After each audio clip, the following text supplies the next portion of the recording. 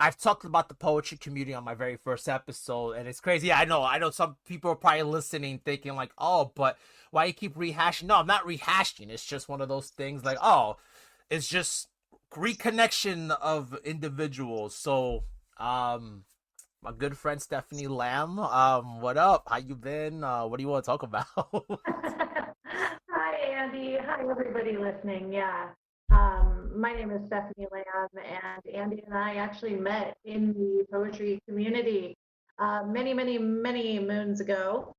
I think we've seen a lot of different seasons in that regard and in that community. And I think the reason that it's not being rehashed, but the reason it keeps being brought up is because it is part of the roots, right? It is part of the roots of where you came from, how you got your footing, how you got your name, the people that you met. Some were great and you kept them, and others were just meant to be there for a season, which is, it seems to be also a recurring theme and a root to me personally, not just within the community. But that's my explanation as to why, like, you opened it with, I don't mean to rehash, but it's because it's part of our roots. This is true. Nah, 100%. And it's so interesting because I remember privately you and I have talked about a lot of things. And like, I look back and I was even telling Maria, my wife, about it. I'm just like, like, it's so interesting how, like, things have changed dramatically from 2018. That's when I first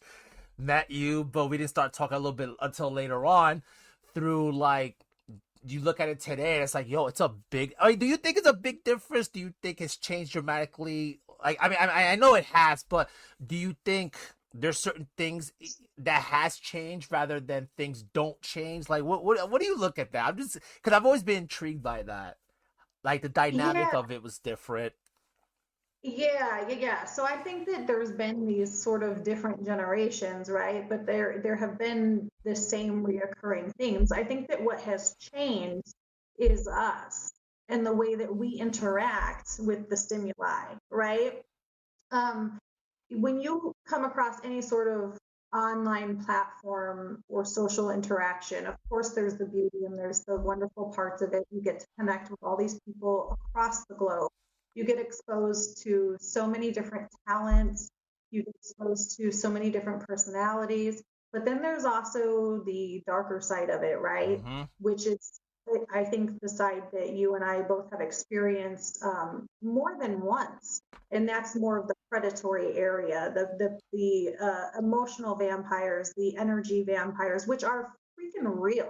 You know what I mean? Like whether or not somebody's aware of the fact that they are one of those people or not. I guess there lies the difference of whether what their intent is, whether they're cognizant of it or not. But it's real and it exists, especially when you get into these social settings where you're one behind a keyboard, two, you're an artist. So you're trying to shine and essentially try to outshine an audience of your peers. You've got all these other people who are also trying to do the same thing you're doing, who are either looking up at you or trying to hold you down. And Mm-hmm. that's the dark side, the ones that are trying to hold you down. So yeah, I think that what the difference is that we've changed. That scenario, that toxicity, that darker side is still there, as is the beautiful side. Yeah. But we've changed in the way of being able to discernment and be able to spot it, be able to call a spade, and to be able to move along our way. Yeah, no, I get that. And that's 100% true. I think, yeah, I think we're kind of in the same scale of things when we talk about that because, like I had mentioned, like toxic positivity, and I always talked about cloud chasing and stuff like that. But do you think like the cloud chasing's gotten worse in opposed to when we were around? Because back in the day, right, the popular people was Poets Anonymous, like specifically. That was like the old that was like the end all be all. Everybody wanted to be in the cool kids club, like Breakfast Club type shit. But then it's like now it's like that has changed dramatically, and then I feel like now that there's the idea of monetization, that's another thing that now is become available, and it seems like people are forgetting like why we do this in the first place, why we even created all, why we even have these things on Instagram in the first place. But I always wonder, like, why Instagram of all places, right? Because back then, like, even before that time, I remember it was Tumblr. That was like a thing. They didn't know lives and stuff like that. But I feel like back then, like, it was all about just, okay, it was just words. There was no pictures, and you just wrote stuff, and people commented on it. But I don't know. Right. So I think that that was maybe a little bit more, those feeds were a little more easier to digest. We do live in a society where I feel like it's kind of this goldfish bowl where we want everything in these bite-sized doses in 15 seconds or less, give it to me, which I think you and I have talked about numerous times. So I think the transition between Tumblr to Instagram and Instagram becoming the space for artists, writers, authors, podcasters, people who want to promote their businesses, all the way to the hate to say it, OnlyFans girls. Oh my god. I know, but I'm saying Instagram became that place for people to promote those things because it was still the right environment for people to receive their news feed in 15 seconds or less. Whereas like places like Facebook are a little more that older generation. It's a little more slower paced. It's a little more like you have your yes, you have your reels, you have your like whatever they call them, but there's just seems like there's a longer attention span over there.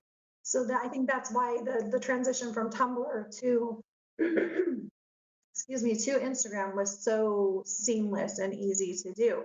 Now, as for the clout chasing, has that changed? No. I no. I what I find hilarious. Okay, so back in the day, I was one of the first people in the poetry community to really discover the whole follow for follow.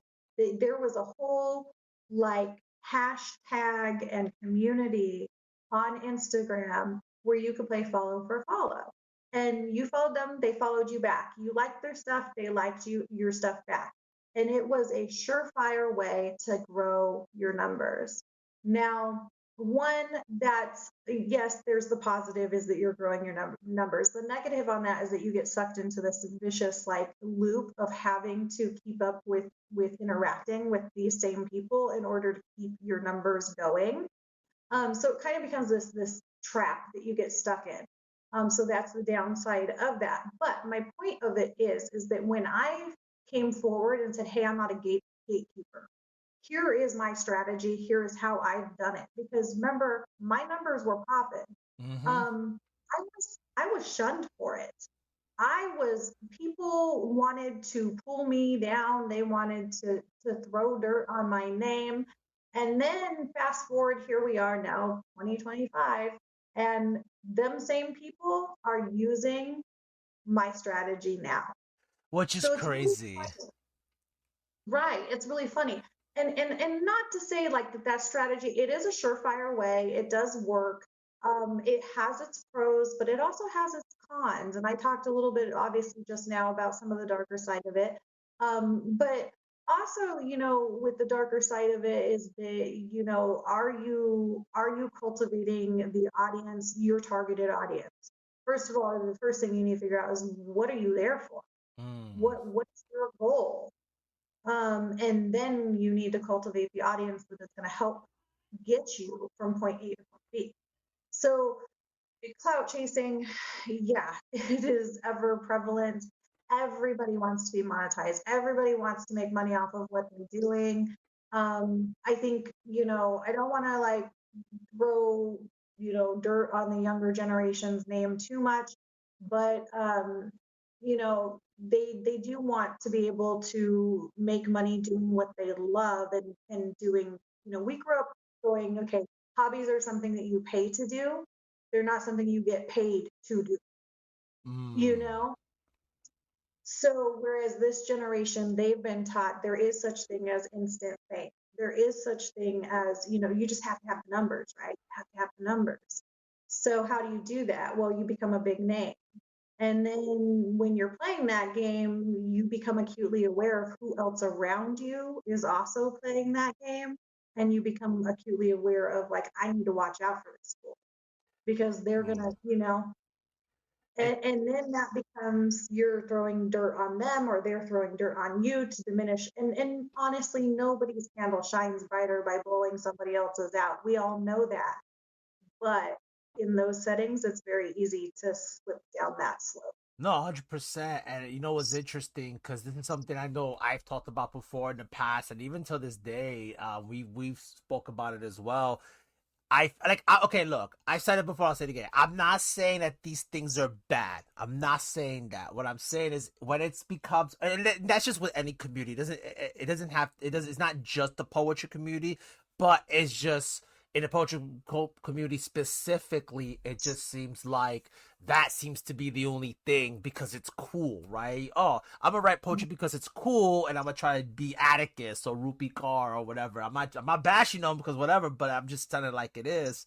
And the reality is, it's like if they could do it, I could do it too. And it's just like I'm pretty sure. Here's my thing, right? So to be able to just quit your job and to just say I'm gonna write poetry and go around the world and make money, like that is so absurd. And the reason why it's so absurd is because I know people who have done that, but they still work their part-time jobs, or they have a full-time job and they do this as a side, and that's like their side hustle money. But it's not just that, like to just be able to quit everything and end all be all. Now if this was like, let's say, the wrestling community, because there's a lot of wrestling podcasters who started off like you and I, how we did it, and then they were able to get monetized and then they quit their job. But that's different because everybody watches freaking wrestling, everybody watches sports, everybody does technology stuff and do podcasts and get monetized for that. To do that with just poetry or just any type of art, it's kind of almost, I'm not saying it's not possible, it's just a lot more difficult, obviously. But to just be able to do that and know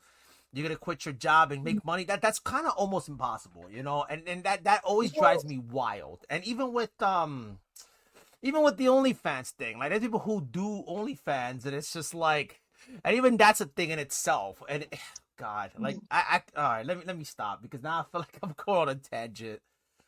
yeah, yeah, and I feel the same too. I think that when it comes to the OnlyFans, that's like a dime a dozen thing, and it's oversaturated market. But so is the poetry. Let's go back to that part. Is that yes, it is oversaturated. To think that you are going to make it big is an absolute absurd thought. You are delulu in often a whole nother world if you think that. You really do have to be a diamond in the rough to make it as a poet. That's why there is only, Ruby Carr, Atticus, Rumi, there's those pop poets, and that's because they're one in a million. And I'm not saying it's that their quality is one in a million. I'm just saying that they were the one in a million who made it. um, when it comes to the arts, you do need to do it for the love of the arts. And then if it does take off, then good for you. That's fabulous. That's wonderful. But thinking that you are going to become a famous poet isn't a solid business model. It just isn't. And I'll tell you why. No big shocker, no big surprise, but maybe if there's any new listeners here, I am Stephanie Lamb. I am founder of Quillkeepers Press. So I do know a little bit about the publishing industry. And from a publisher standpoint, poetry is not profitable. It just Mm, isn't. It's not. That's why you don't get a whole lot of traditionally published poetry books. In the industry, we do more of like the chapbook competitions and things like that, is because poetry is just the last genre on our list. I mean, next to memoirs, right. those are the two at the bottom of the list. We want to see novels, we want to see, thrillers, we want to see rom-com, we want to see, things like that. So when it comes to doing anything when it comes to poetry, yes, you need to do it for the love of poetry, for love of that particular art. That's not to say that's not all encompassing for everything in the arts, obviously, but for the most part, yeah, like the clout chasing, unless it's out of the purity of your heart and you just wanting to expand your audience and wanting to broaden your horizons, then um, it's really you're not going to get too far. So Hmm. Okay. No, that makes sense. Everything you just said just makes sense. And it's so interesting too because I remember when TikTok came out, all of a sudden a lot of people went to TikTok and it seemed like they found it better numbers depending on who and how they did it. But the crazy part is those same people came back to Instagram when like they thought TikTok was gonna be banned forever. And now it's like they re-brought it back, I guess, and it's like I might makes you wonder, oh damn, did I just shoot myself in the foot this time? Because now they have to rebuild everything again. I don't know. Like it's very interesting as well when it comes to that. But yeah, do you think they, TikTok? My bad. I was gonna say, do you think TikTok will ever be the next Instagram? Because I feel like those two together would. I don't know. I don't think TikTok's gonna last that long. Remember Vines? Even though Vines was like a clip video thing, but still. yeah, Vines was like that was Instagram and TikTok for comedians.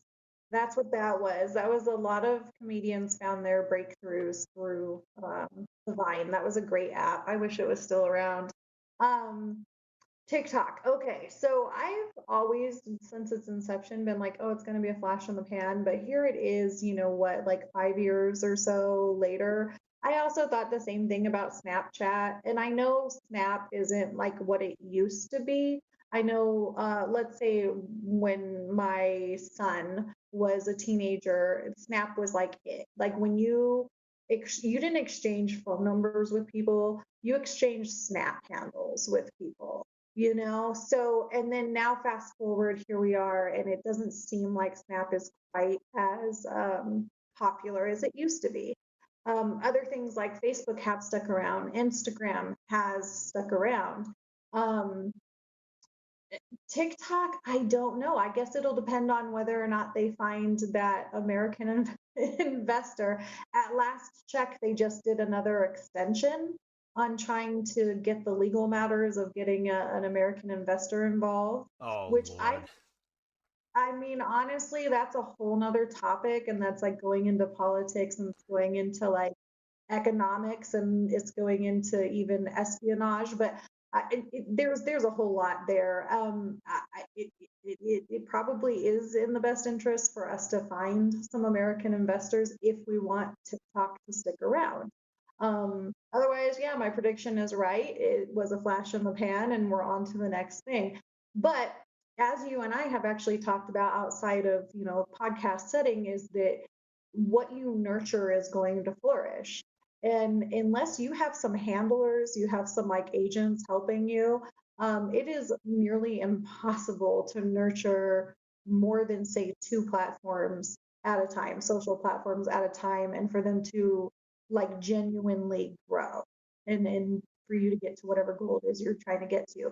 So it is what you pour into, the platform that you pour into. I have stuck with Instagram. I've been on Instagram technically. I think I set up my first account in 2015. It was 2017. 2015. Oh my god, that was a different Right. time. Oh my For god. real. Back then, Instagram was full of just beauty reviewers. That's pretty much it. It was beauty reviewers, vacation, and food selfies. The I foodies, remember remember that? that. Oh, dude, I remember there was a Instagram type app that I used to because I used to do photography and it was called IM. It was Mhm.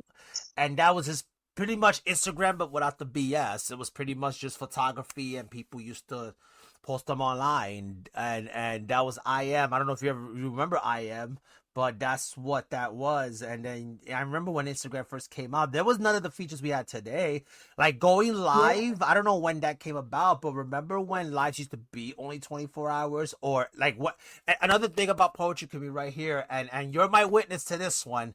Remember back in the day when you did live and there was that unwritten rule: if you went over somebody else's live, oh my god, like, oh my god, Oh my you, you're ruining my God. numbers. Like, you Yeah. kidding me? No. Like, please, you're my witness, Stephanie. You are my I witness. am your witness on that because I lived it. I was a live host who had to make sure that I spotted my time around other people so that they didn't get good and pissed off at me. So I didn't, didn't want to upset the royalty of the, community.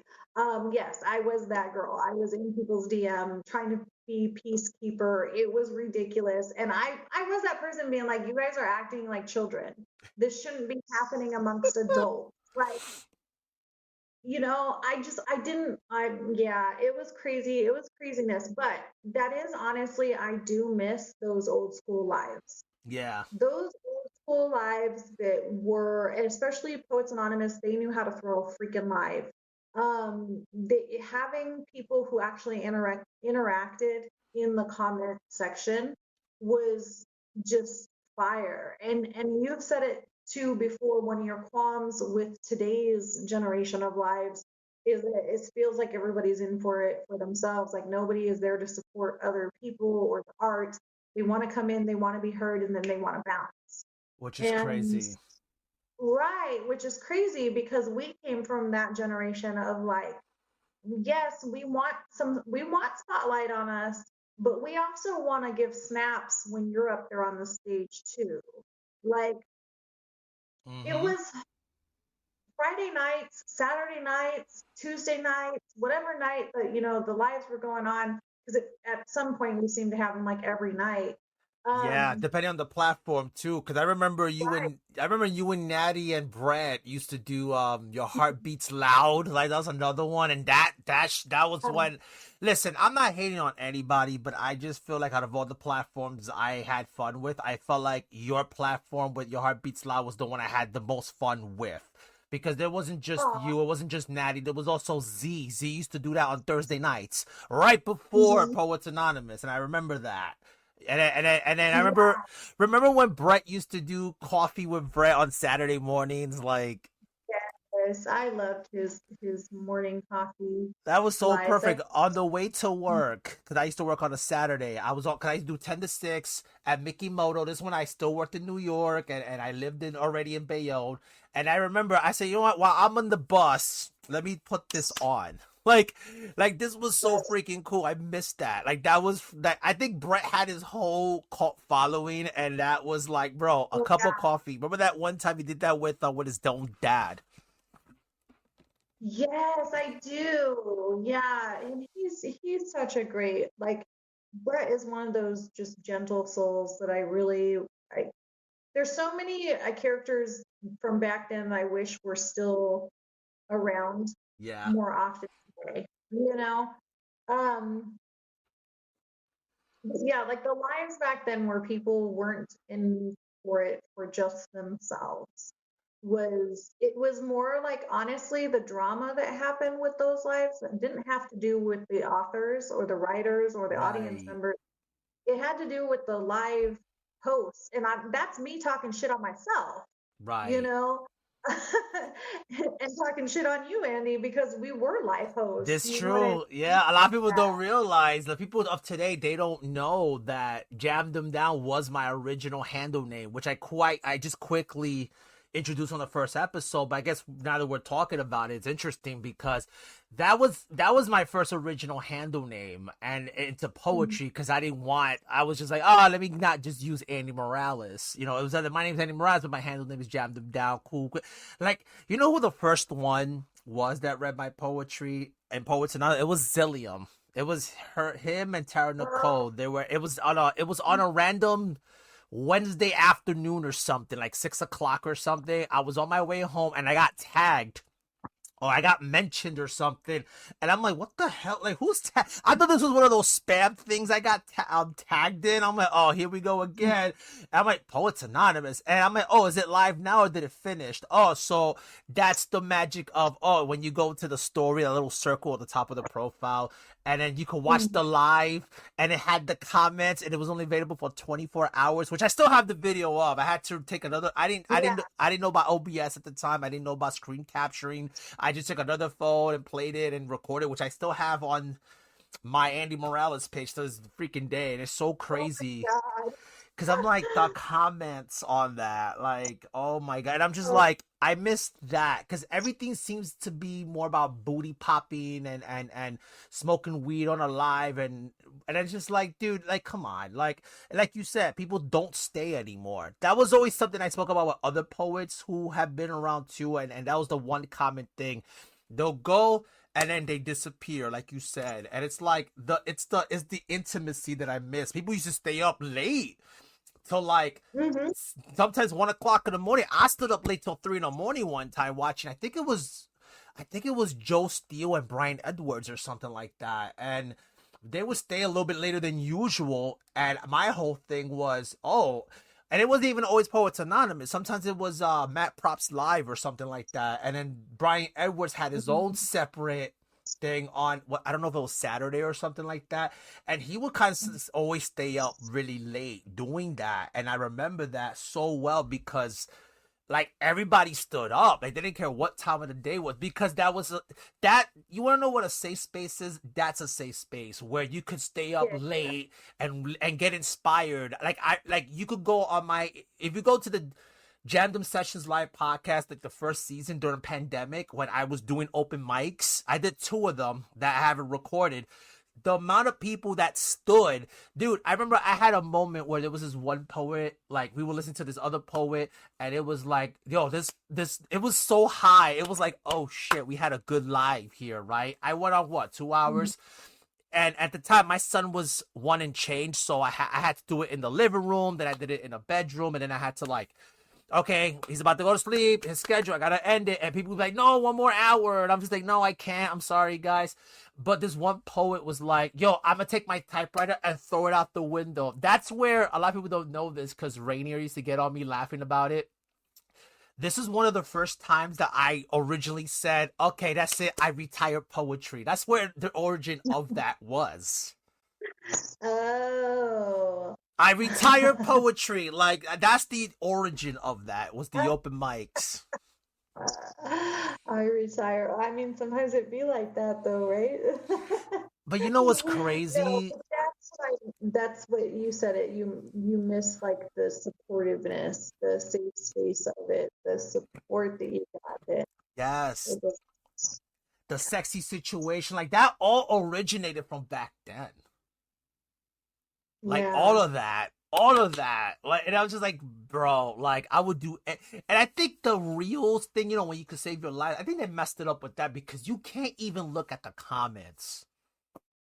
Yeah, you don't see the comments anymore.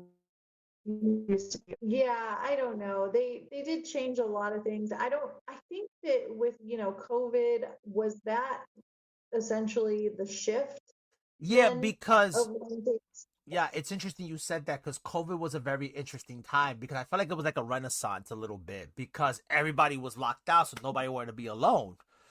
And COVID was a very Mhm. interesting time because that's when all of a sudden there was these other platforms I never even heard of started to appear in the algorithm. There was Savant Poetry and Untwine Me and oh my god, I don't remember the other ones they were at the time.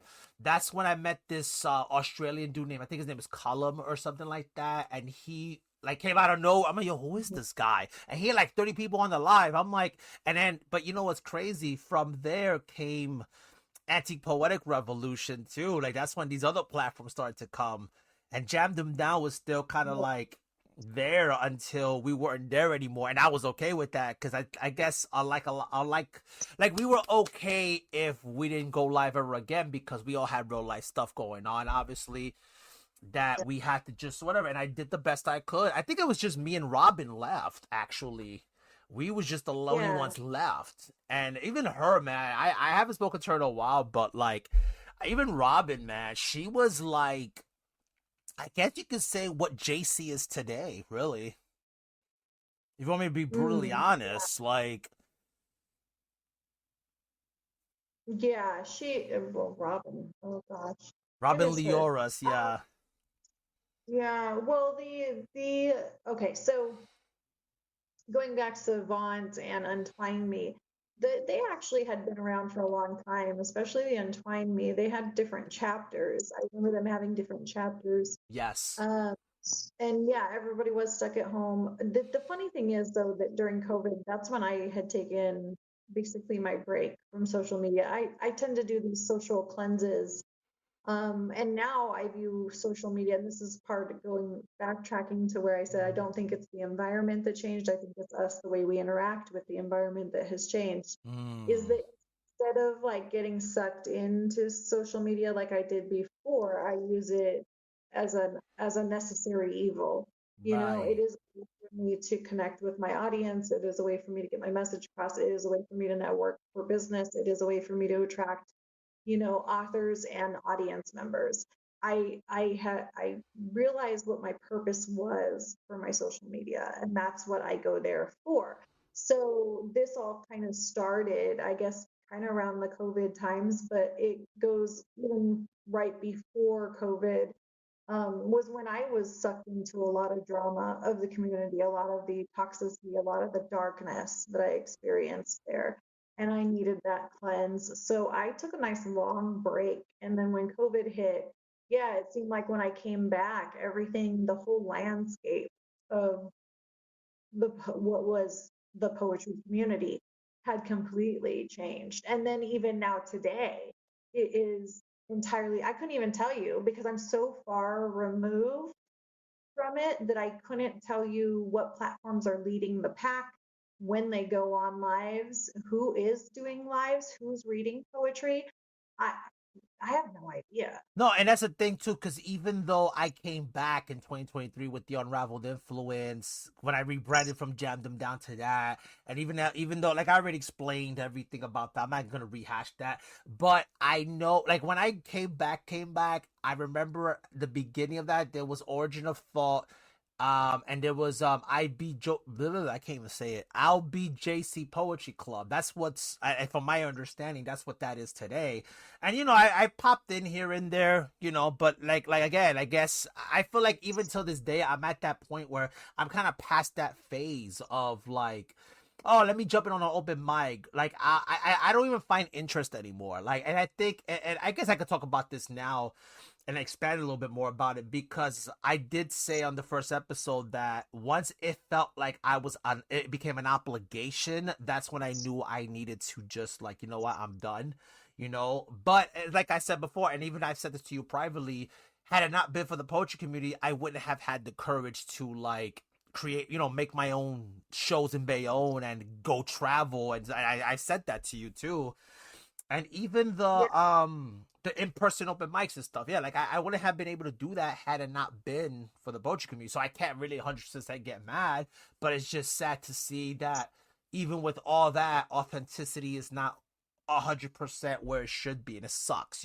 Somebody asked me one time, do you think poetry's dead? No, I don't think it's dead. I think it's just out of alignment at the moment. I don't know, because this is not like back in Allen Ginsberg days where you're gonna go to David Letterman and talk about political rights and whatever, but still, I don't know. Right, right. Well, it's not, yeah, out of alignment, I think is a good way to put it.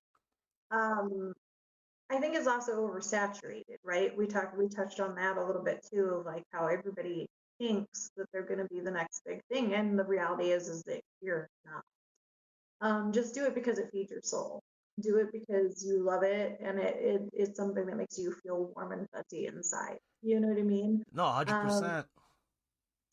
Whether or not that takes off and becomes the next internet sensation is to be seen. But for now, in the space that you're in, just try to enjoy it. And I think that that's where we often get. I've slipped off that train of thought, and gone down into the clout chasing. And I know, like I've faced that several times, I think, in my um, travels as, a poetess in what we consider and call the community.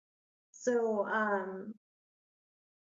think we're all guilty of it from time to time, but again, it's just a matter of identifying where you kind of fell off track and then just getting back on. Word. Um, Yeah, and even 100%. like we were talking about, like, making everybody wants to make money at it, wants to monetize, wants to do this and that. Um, even I mean, because the economy was such a wreck, it still is. But I was like, well, I got to make some money too. Like, I pay these astronomical fees to have the um, publishing opportunities that I have posted on Submittable. I have to pay like a subscription to them, a subscription fee every year, and it's really expensive. And Mm-hmm. so I had to tack on reader fees for a while. Um, and that was basically just to cover the expense, because the truth of the matter is, especially when it gets into indie writing, publishing, indie, authorship, is that it isn't a get rich quick scheme. Most of us, myself included, even though I am the editor in chief, I am the founding member of Quillkeepers Press, I still work other jobs to help keep the lights on at the publishing house. Every editor that I have on staff is paid by the project. They all have other full-time, some of them have full-time jobs, some of them have part-time jobs outside of the publishing house.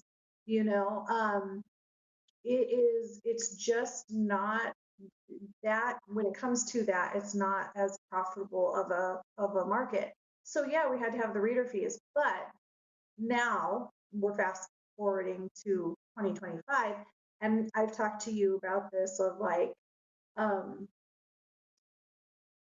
well, hold on, let me back up. So we're in 2025, and now I've decided to take my reader fees off.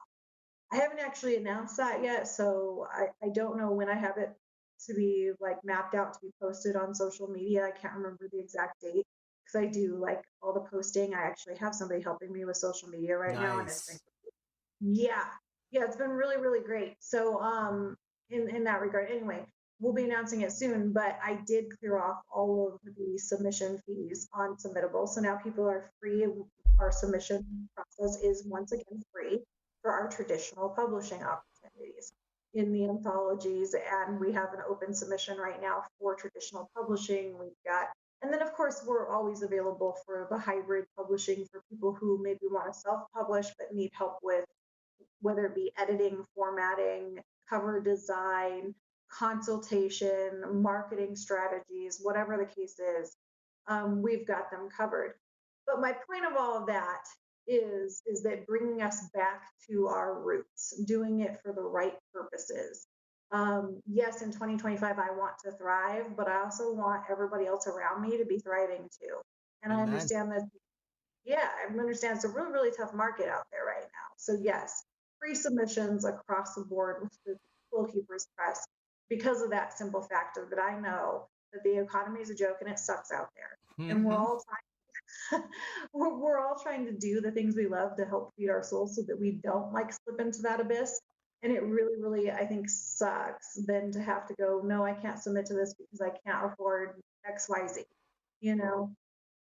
So No, 100%.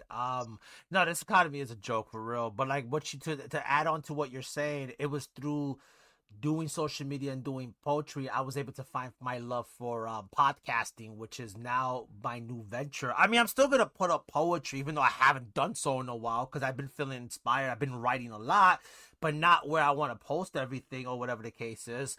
But I mean, that's always gonna be a thing for me. But now podcasting is becoming this thing. Content creating is becoming my thing, and it's like, okay, I think I found. Oh, whoops. Um, I think now I found my purpose in this sense to, okay, whoever I can inspire and call it a freaking day, you know. So I wanted to add on to that because it's so true, you know. And I said this before, without that, I wouldn't have been able to discover this. So it's just the same way. You did poetry, but through the poetry, you weren't able to, you know, you were able to find your love for publishing and running a business, because think about it, that has also taught you how it is to to run a business. And you just said it, your highs, your lows, your what needed to change, and that's very important. And I think this is the stuff that people don't like. People don't think about stuff like that. They think Mhm. like, yes, I like, it's like you buy a house, you want to buy a house because somebody else has a house. It's like, okay, I got one too. But to maintain the house that you're trying to build, it's very hard. Mm. Yeah, it takes a lot of hard work, blood, sweat, tears, a lot of prayer. Yeah, you know. yeah, Uh, and man has God. My God, like we can talk about this too. Even God has shown me so many things. Like, it's so crazy because, and I told you about it too. When I pretty much was done with my other job at CVS, and I was unemployed for a while before I found the current job I have now. And I even said it in my other episode too, where just me being a concierge it has been able to connect with other people that inspire me to say, what, let me just go back to this and just do podcasting again. But it's like you learn so much from your trials and tribulations, and it's like the way God just speaks to me at work sometimes, and it's just, I'm like, oh man, I took a pay cut, but yeah, something grand came out of all that. And it's like, yo, mm, you know what? Like, all right, I see you. I see you. Because sometimes you gotta take a few steps to go forward. And I know you are one, and I'm also a testimony to that too. You know? mm-hmm. Testify. That's funny that you kind of segued into that because that's something I was thinking about right before we connected today. Was that I know you and I've talked about it. We started talking about it towards the end of 2024. Is that like we wanted the theme for 2025 to be in 2025, I will thrive. And that's all good and grand, but God kind of intercepted and was like, but wait, we need to clear this garbage first. And I think that in a sense, we were both kind of brought back to our roots, you with the podcasting, me with the publishing, and kind of redirecting a few of my fundamental practices, like getting rid of submission fees, things like that. But it also, in a way, it's like instead of it being, for me at least, instead of it being in 2025 I will thrive, which I still believe that by the end of 25 I will be able to say that absolutely, and have all of the proof, the receipts there to back it. But I also think I'm in a chapter here called Thank You Next, and not to just quote Ariana Grande, whom I think is adorable and so cute. Oh my um, lord. But go on. but but thank you next has definitely been, because that's been my getting rid of the garbage. It is believing people when they show you who they are. It is, again, instead of trying to change the environment, changing the way that I interact with said environment. um, so yeah, thank you next, and then in 2025 I will thrive, and that's definitely how I want to end the year, is on that note, and I believe that I'll get there. Definitely putting things in motion, and I've been another reason why I've been kind of stepping back from the community. And yes, I have my Lamb account up, I've got my Quillkeeper Press account up, but again, social media is a necessary evil for me right now. My Lamb account is nothing but an extension, kind of a phantom limb of Quillkeepers Press, because really what I've been doing is going inward, and really connecting with God again, and realizing what my purpose is, and following, what I how I believe I'll get there. Mm. Yeah, no, I get that. I 100% get that. I always say this, like, to myself, like, God has a funny sense of humor, Oh yeah.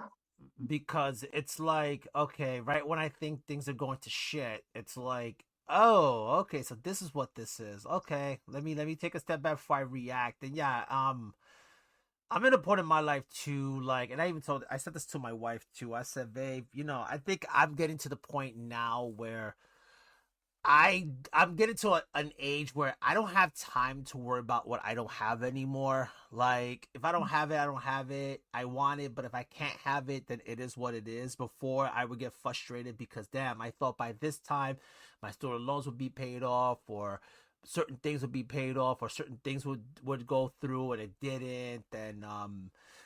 And I think one thing we spoke about privately is the whole like cutting loose ends, and that's what I did too. Like I had to cut a lot of loose ends. I had to cut family members off because it was just like, yo, you know what? Like, as long as I got me, my wife, my son, and God, and whoever the close. Because here's my thing: the closest people, the real people, are the ones who stick by you when the dust settles. That's the way I see it.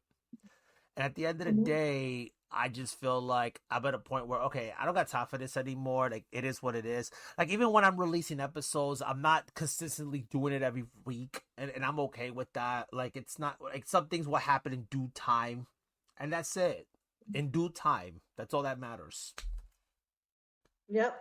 And you said cut loose ends. Yep, that's exactly basically backs up the same thing that I'm going through. Like, thank you next. Like, definitely clearing out the garbage. And we've talked about that before too, of ridding our own lives, being a proactive participant in your own life.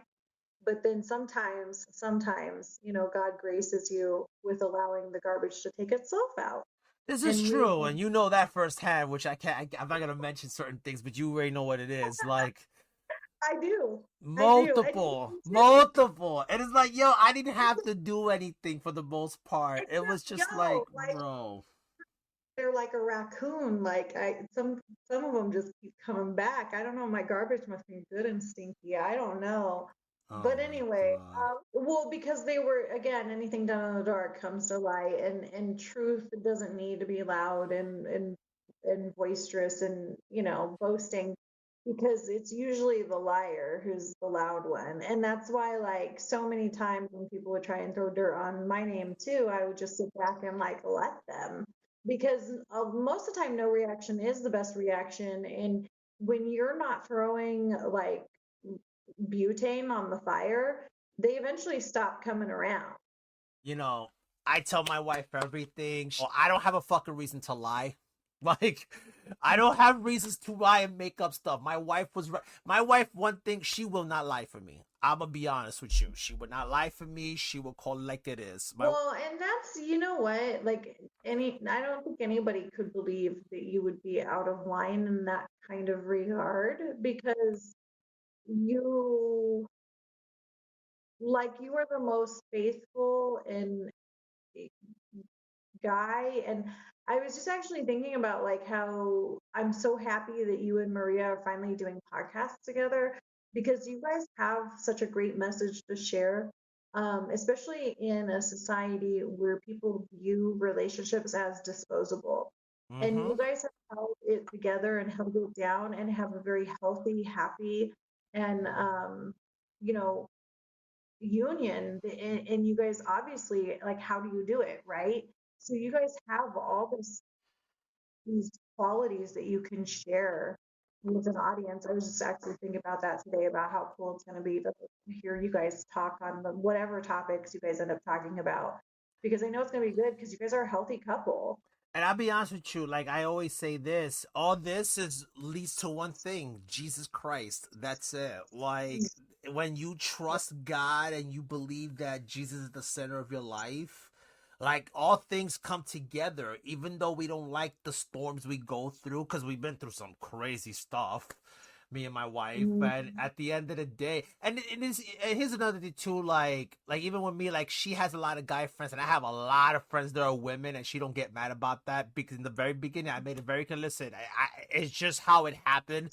I have a lot of girlfriends, she has a lot of guy friends, and it's like, as long as we both understand there's boundaries we don't cross, that's all that matters. And that's the honest truth. That's, like, again, like, God is my witness. But I feel like when you really put things in God's perspective, pieces of puzzles go together. And I will say this, I think this is the harshest lessons I've ever learned, especially in the beginning of my walk. And one thing is, and this is for anybody, just understand that there's a lot of things that have to get worse to get better, because without the worst, the betterness cannot come to play. That's like a very harsh lesson that me and my wife Right. always go by, because it's in those harsh things the blessing becomes into fruition in a way that you never thought it would be possible. And I was like, oh crap, okay, because God's not going to give you something prematurely. Like, that's just what it all comes down to. Right.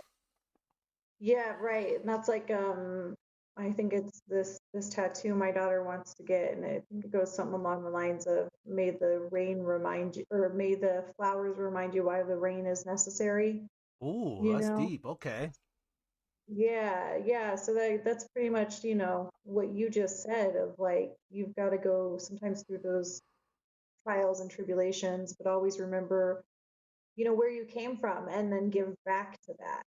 Yeah. So I think in a way that's what you and Maria will be doing is serving God in that way of giving back to where you guys came from. I mean, that's a thing too, because I feel like people forget where they come from when they become successful. Like I've seen it in the workplace too. It's like I've had bosses that they swear they know everything. Oh, I know what it is. I used to do this. Yeah, but industry changes all the time. Like, yeah, you used to be a cashier, what, 10, 20 years ago? Being a cashier now is not the same as it was 20 years ago because now you got to deal with new policies and new BS on top of what you Mhm. used to deal with, that sometimes there is such thing as being out of touch with reality. That happens, and I feel like a lot of people, there's just things that no one talks about, and that's something that I feel like it's just not. Yeah, it's something that's not spoken about. It's something that people don't think about a lot anymore. It's like, yeah, I used to be okay, fine, you used to be a pharmacy tech and now you became a DL, but it's like you forget that medicine and just the field of the pharmacy medicine thing that changes rapidly all the time. That's a very ongoing thing that never, even Yeah, technology. That's why I can never be a computer tech, because that means I will have to keep up with the next Pentium chip or the next CPU.